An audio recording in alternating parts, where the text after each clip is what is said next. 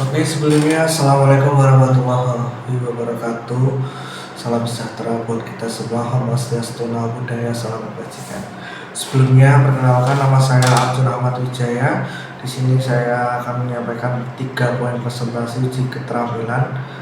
Di sini untuk poin yang pertama yang akan saya sampaikan yaitu cara memilih bibit. Untuk yang kedua yaitu cara penanaman tabula pot. Yang ketiga adalah pembuatan pestisida nabati. Baik, langsung saja, kita nggak usah lama-lama, langsung saja presentasi pertama, yaitu di sini saya akan menjelaskan cara memilih bibit yang berkualitas baik itu gimana. Baik, itu yang pertama kita yaitu satu, memastikan sumber bibit itu. Kita harus memastikan bahwa bibit itu berasal dari sumber yang kita percaya, misalnya dari petani A, B, C atau petani mana itu kita ada percaya bahwa di sana memang menghasilkan bibit yang baik. Berikutnya yang kedua yang saat ini yaitu kondisi bibit yang kita beli. Kondisi bibit itu dari akarnya di mana, akar dari bibit itu bentuknya. Kedua yaitu bentuk bibit tersebut apakah besar, kecil atau nggak bisa besar atau kecil, itu yang poin berikutnya. Yang ketiga yaitu sesuai dengan lingkungan, yaitu poin ketiga ini yaitu lingkungannya sesuai. Misalnya lingkungan kita pergunungan, ya oke, berarti kita harus mencari bibitnya yang dari lingkungan pergunungan juga, biar agar sesuai dengan iklim yang kita ada di lingkungan kita sendiri.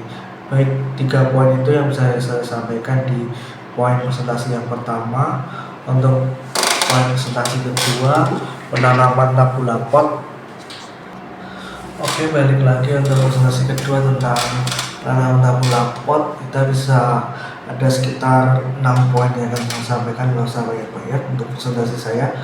Yang pertama itu tentang poinnya saya sampaikan itu penyesuaian iklim di tempat sekitar tanaman. Oke, berarti yang dimaksudkan iklim atau suhunya, suhu tempat dari pegunungan, dataran tinggi atau dataran rendah, itu harus kita sesuaikan dalam pemilihan penanaman tabula pot. Berikutnya poin kedua yaitu tentang penggunaan media tanam dari campurannya untuk media tanam sendiri itu dari campuran tanah, pupuk kandang, kompos, dan sekam dan lain-lainnya. Mungkin bisa diperinci nanti di bawah.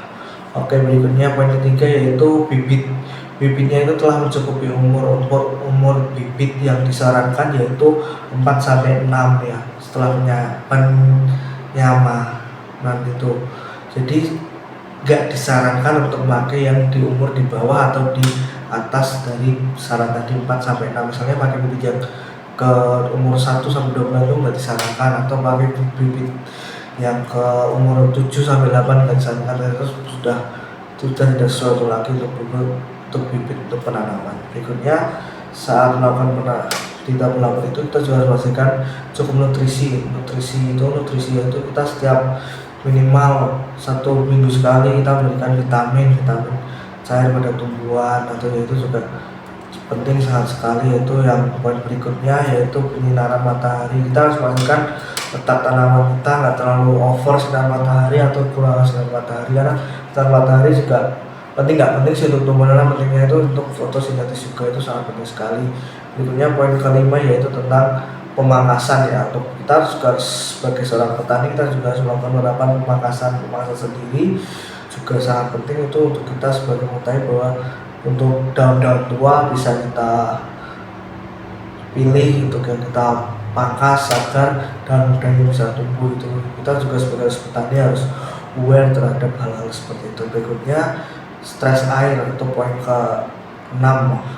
Stres air yang dimaksud di sini yaitu kita melakukan penyiraman dengan jangka waktu selang tertentu. Misalnya kita melakukan penyiraman seminggu sekali ya. Kita melakukan pengulangan sebisa 3 bulan menerapkan seminggu sekali. Itu berikutnya 3 bulan berikutnya kita menerapkan penyiraman normal. Berikutnya itu baik, itu presentasi yang kedua. Berikutnya kita lanjut nanti untuk presentasi yang ketiga, itu pembuatan pestisida nabati.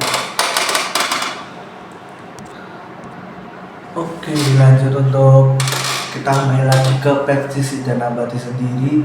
Pestisida nabati ini adalah salah satu cara kita sebagai seorang petani untuk gimana sih caranya untuk melakukan pengendalian hama dengan cara yang organik atau yang cara yang ramah lingkungan. Di sini saya sendiri akan mencontohkan presentasi tentang pestisida nabati yang berfungsi untuk insektisida atau pengendalian serangga. Di sini untuk bahan dasarnya kita ada daun mindi, daun mimba, daun cilsak, lengkuas, ubi gadung, dan sabun colek. Oke, untuk cara pembuatannya cukup simpel dan gampang, bisa diterapin oleh kakak-kakak semua. Untuk pembuatannya cukup semua bahan ditumbuk seperti daun mindi, mimba, cilsak, lengkuas, dan ubi gadung semua ditumbuk, dicampurkan dengan 1 liter air dengan perbandingan nanti 100 gram hasil tumbukan tadi dicampur dengan perbandingan 1 liter air. Setelah 1 liter tercampur, nanti ditambahkan dengan 1 sendok deterjen tadi, lalu direbus sampai air mendidih. Setelah air mendidih nanti bisa dilakukan penyaringan. Setelah penyaringan nanti didiamkan sampai dingin. Setelah dari dingin tersebut nanti sudah siap untuk dilakukan penyemprotan. Untuk penyemprotan sendiri nanti perbandingannya 1:10. Jadi misal 1 liter cairan ekstrak tadi dicampur dengan 10 liter air. Cukup, presentasi saya cukup segitu saja. Apabila ada salah-salah kata yang kurang berkenan, saya mohon maaf. Wabillahi taufiq wal hidayah. Wassalamualaikum warahmatullahi wabarakatuh.